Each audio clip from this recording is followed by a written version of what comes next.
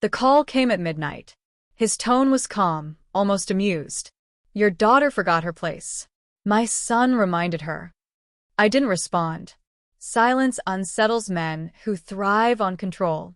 He tried to fill the space with arrogance. Consider this a warning. Keep her on a leash. I ended the call without a word, but his message cut deep, like a blade lodged in my chest.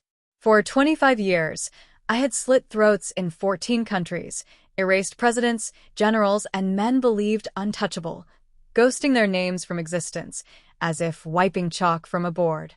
And now, someone thought striking my daughter would be a message I would simply swallow? No. It was nothing but a confession of weakness. And weakness always has only one ending. She lay in the hospital bed, her face swollen, ribs fractured, lips trembling with half-conscious murmurs. I sat beside her, unmoving, counting each bruise as though tallying a debt. When she finally woke, she wouldn't meet my eyes. Shame poured from her like heat from a furnace. Asked just one question. Why him? Her eyes filled, not with confusion, but recognition. The answer was already written in her silence. And then I saw it. The late-night calls. The whispered conversations she thought I couldn't hear. The missing money. Threads only a man who'd lived in shadows would notice. This wasn't chance. She hadn't simply fallen for a mobster son. She had been placed. Drawn in. Used. And he wasn't her only betrayer. Somewhere closer, someone else had guided this. I began quietly. Phone logs. Bank transfers. Digital footprints she thought erased. I had done this for governments and empires. For me, it was almost trivial. Her texts revealed enough. Secret meetings, whispered promises in hotel rooms, words that felt like chains rather than love. He owned her, not with affection, but with leverage. But then the trail bent. A second number. A second name, disguised in her contacts as something harmless. Professor. I knew better. Cross-referencing contacts, movements, and patterns, the truth surfaced. She hadn't been seduced. She had been introduced. Handed over by someone she trusted. The betrayal wasn't random. It was deliberate, calculated. And then the final blow. It wasn't just the mobster son. It was her mother, my wife. The proof came in pixels. A hotel security feed. My wife, smiling, walking our daughter into the lion's den. My daughter trusted her, and she left her there. I watched it 3 times. My breath stayed even. Rage is a luxury men like me abandoned long ago. Instead, clarity settled in.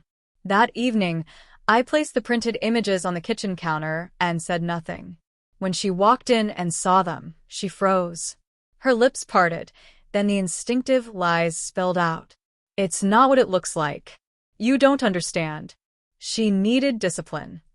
I cut her off with a single word. Why? Her mask shattered. Excuses tumbled out. Debts, threats, desperation. But between the words lay the truth. She hadn't been forced. She had chosen. She was complicit. I didn't yell. I didn't touch her. Instead, I placed a single envelope on the table. Inside were every record, every message, every proof of her betrayal. Take it, I told her. Run to him.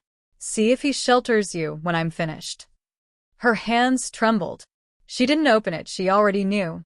And then I added, almost gently, Lesson 1. Pain has memory. You'll carry this one forever. Her face collapsed in silent terror. I turned away, leaving her with the weight of her choices. For someone like her, exposure is execution. And I hadn't spilled a drop of blood. By dawn, the estate was quiet. The mob boss and his guards lay scattered, undone with the efficiency only years in shadows can perfect. His son lived long enough to understand what real lessons sound like. But the true strike had already been delivered, not with a blade, not with a bullet, but with truth. My wife's betrayal now rotted in daylight, inescapable. She could never run far enough to escape it. As the sun rose, I walked through empty streets. My daughter would heal, slowly but surely. Me? I wasn't looking for healing. I was looking for clarity. In my world, love is a liability. Trust is a weapon handed to the enemy. I had forgotten that. Now I remembered. And remembering is the sharpest blade of all.